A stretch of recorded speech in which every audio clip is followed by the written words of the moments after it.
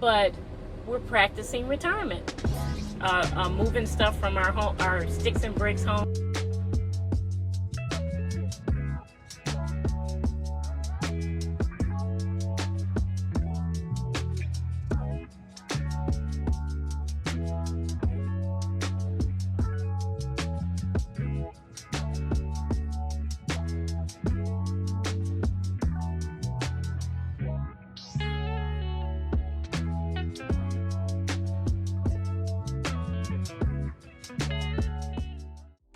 What it do, DG, out in the wild doing what I do, making a life I love and enjoy while building a business with my clients. Because that's what I do, live deliciously.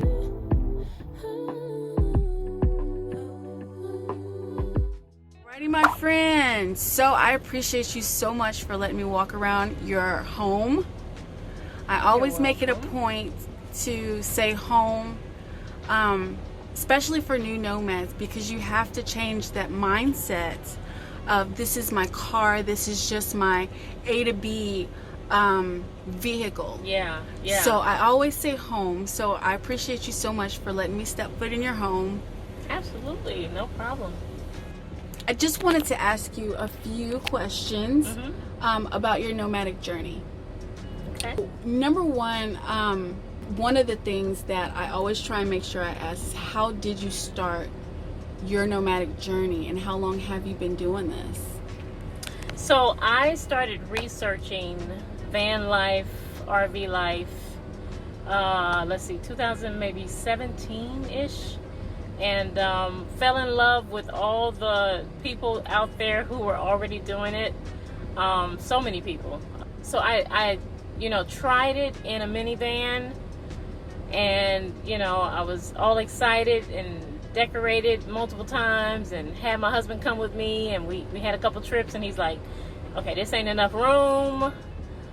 So we said, you know what? I said, let's buy an RV just for like road trips.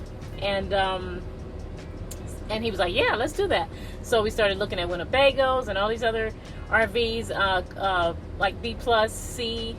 And we were just going to put it in storage and take it out when we needed it. At the time, we were in a 5-bedroom house, and it was, there was no plan of actually living in one. But as I start, when you research, you start to fall into a rabbit hole, right? And so as I continued to research, I was like, people are living in these, not just doing van life, but they're actually living full time in an RV. And he was like, I told that to my husband. I was like, he's like, why would we want to do that? Like, why? And so I put together a budget, basically showing him everything we were paying for, lawn service, just everything. And it was way more than what it would have been if we just moved into a fifth wheel, class A, big sized RV. And so it took a while to convince him, but the point that I made with him in order to convince him was that it was our retirement plan. Okay, so it was like, hey, we're gonna save all this money, we're gonna be able to cut down our expenses, still live really well, but we're practicing retirement. And he bought it. Granted, it still took us a minute to go ahead and find the right RV where he was comfortable, that where it felt like a residential, like the fifth wheels are great for residential feel. So that's how we got started. And right now we are full-time in a fifth wheel, and then this is just my road trip everyday driver. That's how I justify the cost for a used Class B. So how long have you been doing this?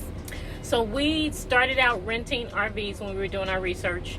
We finally bought in 2019. It was delivered right before the pandemic shutdown started. And so that's when we were going back and forth, moving stuff from our sticks and bricks home. And it's been, going on 3 years, basically. How would you say the transition was for you guys once you sold your house, everything's either in storage or your fifth wheel? How was that transition? It was, I believe it was smooth. For him, it was a little bumpy because I started early in terms of minimalism and boxing things up and giving it away. And like our dining room set, I gave it away. I gave away our formal living room. And because I was so excited about the decision to go full-time as an RVer, he was like, where's all the furniture going? He didn't expect it to move that fast. And so the transition was a little rougher for him, great for me, because my mind was already there. I was already giving away stuff. Once we picked the RV, we did the inspection, we had it delivered, it was smooth. I mean, there was a learning curve, right? It wasn't perfect, but I would say overall it was really smooth.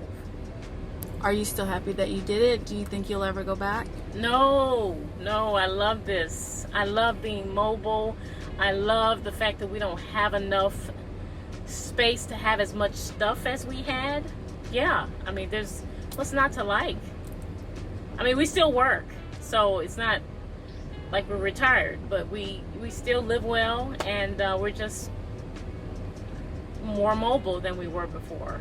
A couple questions I'd like to ask. Mm-hmm. What do you have that you would consider more of a luxury that's not a necessity for any nomad to start with?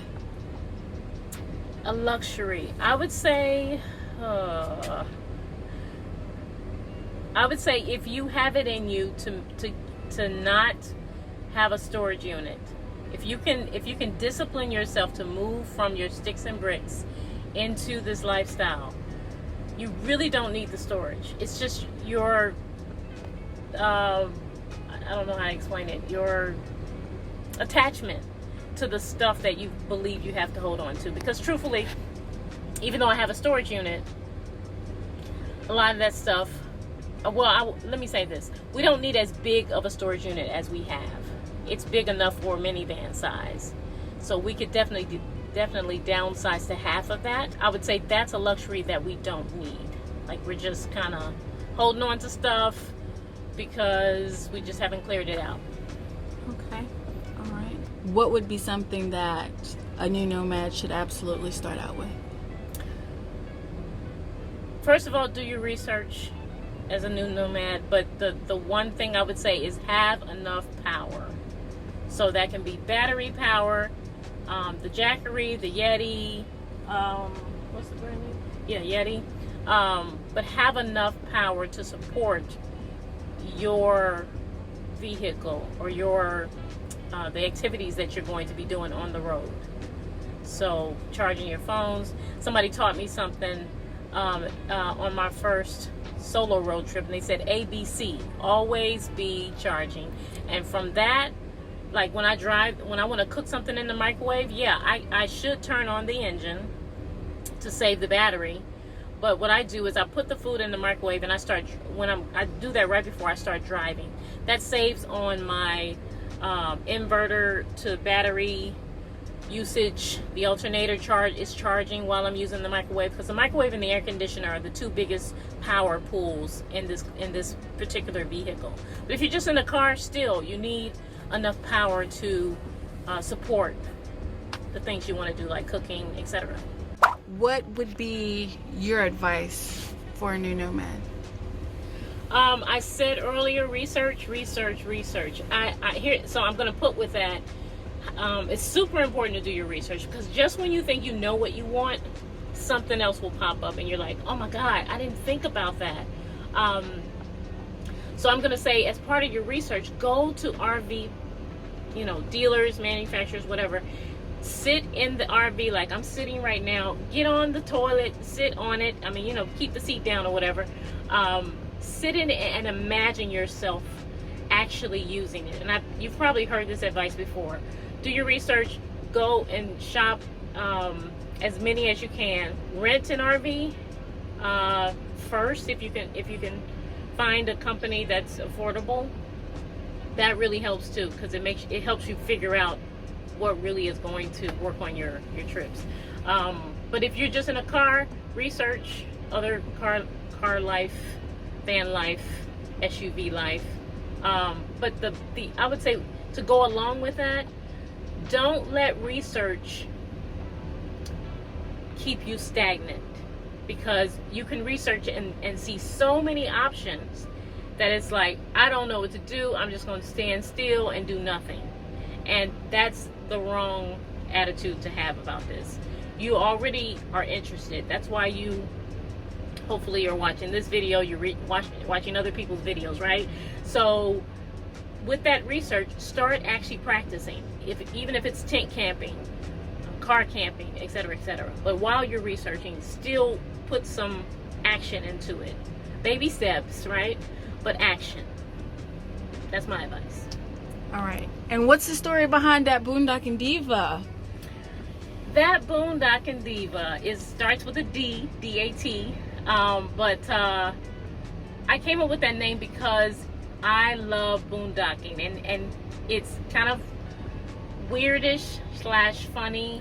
I like being stealth, and I know I'm not stealth, but there's levels to stealth, and so that's fun for me. Boondocking somewhere like a state park or a gas station or a truck stop or a Cracker Barrel or whatever, and being able to be in here, say I'm just working for the day and nobody knows I'm in here. That's stealth to me. They may know that it's an RV, they may know that it's whatever, but they don't know who's in here. They don't know how many people are in here. And so that boondocking part, I know that it's not quite the full definition of boondocking, because, you know, normally, I guess, yeah, no, it is boondocking, because boondocking really is about not having connections, right? You don't have any power, you don't have any water connections, you are self-sustaining, and that's pretty much what this is. As long as my batteries are charged, I can boondock anywhere, and it's like, hey, I'm having fun, nobody knows I'm in here. That's where and then the diva, I like to glamp, so yeah, you can call me a diva. All right, and where can we find you? I have a tiny channel that I'm only on YouTube. I do have, you know what, I do have Instagram, but I haven't been active on it because I still work full time. So yeah, YouTube, DatBoondocking Diva with a D, Instagram. Yep, that's it. All right, and is there anything else you would like for us to know about that Boondocking Diva? I just stuttered all over that. I'm so sorry. No, you're fine. You're fine. Just that I love adventure. I love doing new things, and yeah, taking chances, taking risks, calculated risks. I like taking. Yeah, so that's who I am. All right, well, we appreciate you for allowing us in your house and a little peek into your nomadic journey. And everybody is going to go and hit the like and subscribe button on that Boondocking Diva, and we're all going to be friends. Awesome. Yay. Thank all right, you. We'll see you on the road. All right, hey everybody. My name is Fia, or that Boondocking Diva, and this is my part-time road trip home away from home. So for those of you who are interested, this is a Road Trek Zion. That means that Road Trek is the company that manufactured the inside of my van. The van itself, the chassis, is a ProMaster, Dodge ProMaster 3500. But Road Trek, again, is the one that put things like the light on here, they put the awning on here, the AC, separate from the front. And then as you come in, you'll see the little screen here, a bug screen. I love this because it helps me keep the bugs out. You can come on in. Both seats do swivel, which is a wonderful thing, and makes more room, more real estate to live in. This right here, the French doors, is my double, this is the bathroom and shower, okay? And I do use both, mostly the bathroom, obviously the toilet, but I will take like a sponge bath inside. All right, so as you come in, you can see there's push lights all over the place. I have a fantastic fan. Also have a pantry full of goodies while I'm traveling.